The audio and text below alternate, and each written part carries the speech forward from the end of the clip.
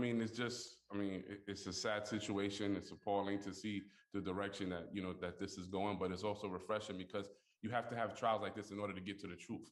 And you want to be able to dissect the case. So, I'm happy that everybody's following, because this is one of those examples that, it's a misfortune event, and we have to be there to support, those family members who are going through the struggle at this time. And so, we have to be there to show our support, and also follow the criminal justice system, see how it operates. That's why this trial is on TV. It gives everybody a front row seat to see the stuff and the mechanics of how the system operates and how does it move. I'm glad you said that, because that's a great lead into the next question, because with you specifically, there was finally, and I do mean finally, some accountability for those in the system who played a role in your convictions after the Ava DuVernay docuseries aired. The series clearly exposed the systematic racism within the justice system. What, in your opinion, can realistically be changed to prevent cases such as yours from happening again? I think that we have to look at the system as a whole. We have to look at it overall. We have to look at the budgets that are being used to push the system forward.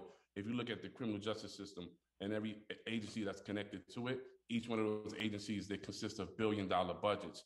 And it's because the system operates at a movement of punishment and not rehabilitation. No rehabilitation. And so I think that once the system gets back to rehabilitation, because everybody has to understand that these people who are incarcerated are family members, and they will be returning back to society soon. And how do we want them to come back? Do we want them to come back as a polished criminal, or do we really want them to come back and be reformed? And so I think that's where the focus has to be. It has to be taken away from criminal justice as far as punishment, because when you look at punishment, then you start to look at these billion-dollar budgets, right? And so when you start to get away from that and you go into more rehabilitation, then you start to look at education.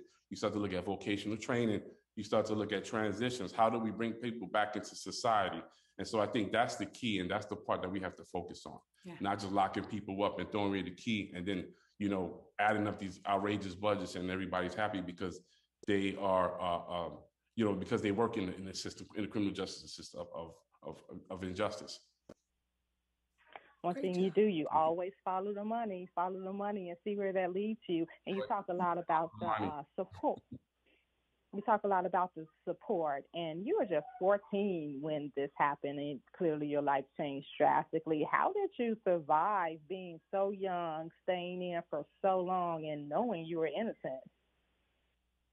I think for me, being so young and being given the opportunity to get education, because education was the part that I didn't really know where to expand and open my mind and even change my way of thinking, because I was able to attend college while I was in prison, and I was able to get an associate's degree. And I was able to do a lot of reading. And so that reading opened my mind and expanded who I was going to become, later on in life. And so I attribute, how I think now to that time, with that education, because that's the most important piece for me. That's what gave me the understanding of what really happened to me and where I needed to go as a man.